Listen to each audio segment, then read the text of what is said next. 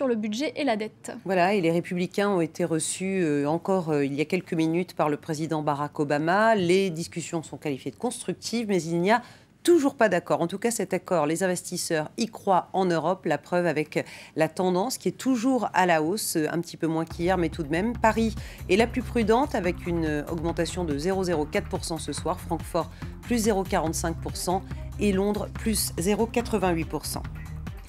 On en a parlé dans nos éditions, le gaz de schiste va devoir attendre. En France, la loi en vigueur a été validée aujourd'hui par le Conseil constitutionnel. La fracturation hydraulique reste interdite. Voilà, donc l'exploration et l'exploitation du gaz et du pétrole de schiste en France reste interdite, motif trop risqué pour l'environnement. C'est vrai que c'est une technologie, la fracturation, qui entraîne en fait l'injection à forte pression de produits chimiques et de grandes quantités d'eau dans la roche pour en extraire donc ce gaz ou ce pétrole qui est enfoui depuis bien longtemps. Et ça peut entraîner évidemment de la pollution via les produits chimiques, le gaspillage, on va dire, de l'eau, et puis des risques sismiques parce qu'on va très profond. Donc la France, elle fait ce choix, et c'est exactement le choix inverse qu'ont fait les États-Unis, qui sont aujourd'hui le seul pays à s'être lancé massivement dans cette fracturation hydraulique. Vanessa Abba nous en dit plus. L'exploitation de gaz de schiste, interdite au nom de la protection de l'environnement. Le Conseil constitutionnel l'a confirmé, la France écarte tout risque de pollution du sol et des eaux et d'activité sismique sur son territoire. Avec cette décision, l'interdiction de la fracturation hydraulique est générale et absolue. Elle s'applique à la recherche et à l'exploitation des hydrocarbures conventionnels et non conventionnels. Une loi dont les industriels se seraient passés et pour tenter de la contourner, ils militent pour l'exploration des sols. Car la France renfermerait près de 4 000 milliards de mètres cubes de gaz de schiste, la plus grande réserve du continent. Nous disons-nous qu'à partir du moment où cette loi est validée, eh bien, il faut en appliquer la totalité, c'est-à-dire également la création de cette commission qui permettra de faire une expérimentation et donc de mieux comprendre de quoi il s'agit. À la clé, des centaines de millions d'euros et une indépendance énergétique. Aux États-Unis, l'exploitation de l'hydrocarbure a explosé.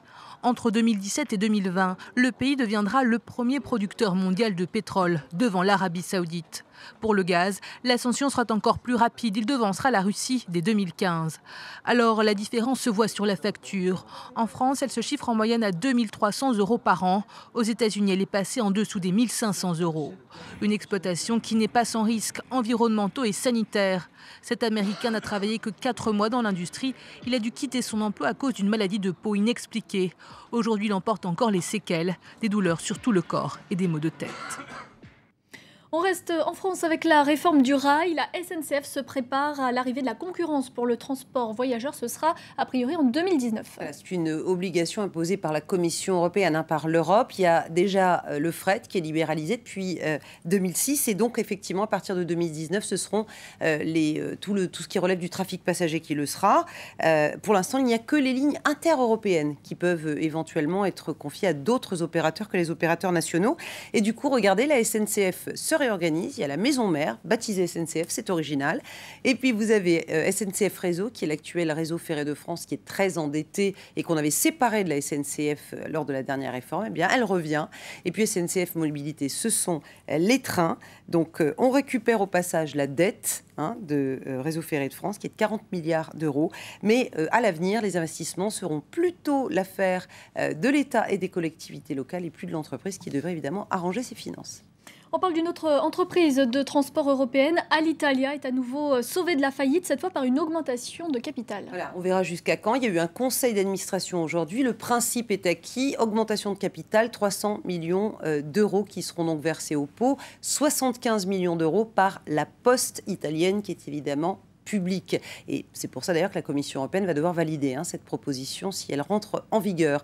Le reste du financement est à peu près dans le flou. Est-ce que ça va être via des emprunts ou des emprunts garantis par l'État ou même contractés par l'État? Est-ce que les actionnaires vont monter au pot et à combien? Parmi les actionnaires, il y a bien sûr Air France qui est d'accord sur le principe, mais encore une fois sur le détail, on ne sait pas.